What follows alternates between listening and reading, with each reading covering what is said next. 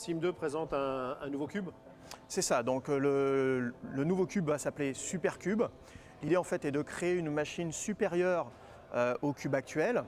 Alors évidemment, pourquoi Supercube? L'idée est d'améliorer encore les performances du cube, qui était déjà une référence dans sa catégorie de prix.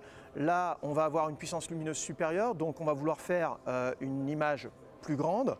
Qui dit image plus grande, une exigence supérieure également de la part du spectateur.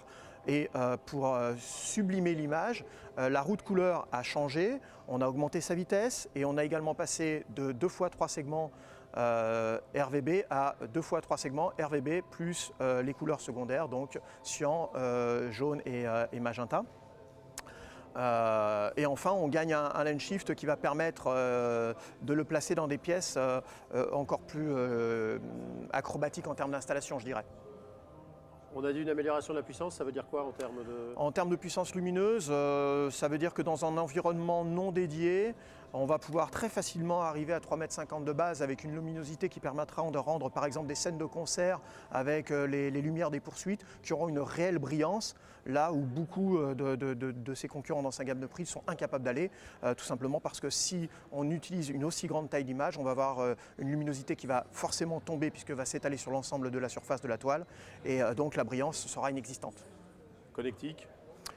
Connectique moderne, donc on a 2 entrées HDMI, on a la possibilité bien entendu de faire évoluer le firmware par l'USB ou le port RS232. On a une sortie pour aller piloter des lunettes 3D, ce qui devient intéressant puisque pour une fois on a un projecteur très lumineux, donc là la 3D ça ne sera pas forcément quelque chose de complètement sombre à la limite du lugubre. On aura réellement là aussi une patate lumineuse suffisante pour pouvoir être utilisé en 3D de manière réaliste.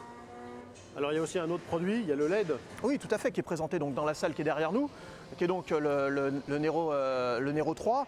Alors là, toute autre technologie, tout autre horizon, je dirais. Là, l'idée, c'est d'avoir vraiment un espace colorimétrique le plus large possible, le plus fidèle possible, le plus précis possible également. Son espace colorimétrique est capable d'excéder la norme REC 709, donc la norme du Blu-ray.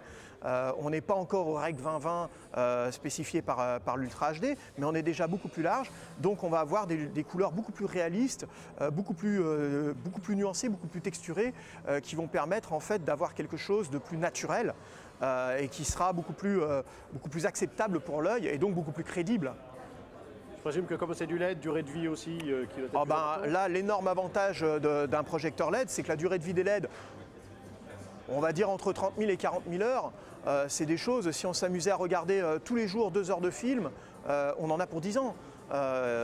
Donc c'est quelque chose de virtuellement inusable. En fait, on changera de projecteur non pas parce qu'il sera devenu fatigué, mais simplement parce qu'il sera devenu obsolète. Ordre de prix et disponibilité? Alors pour ce qui est du Supercube, on va être aux environs des 5 000 €. Et pour le Nero, en fait, on a une petite famille de Nero, le Nero 20e, qui correspond au produit anniversaire de chez Sim2, où là on est à 10 000 €. Il existe exclusivement en noir. Puis on arrive au Nero 3, qui existe en blanc et en noir, avec une trappe qui permet de totalement dissimuler les câbles comme sur le Cube. Là on est aux environs de 12 000 € TTC. Et enfin le dernier de la famille est une version ce qu'on appelle short throw, c'est-à-dire pour être très près de l'écran. Et là par contre on est à 13 000 €.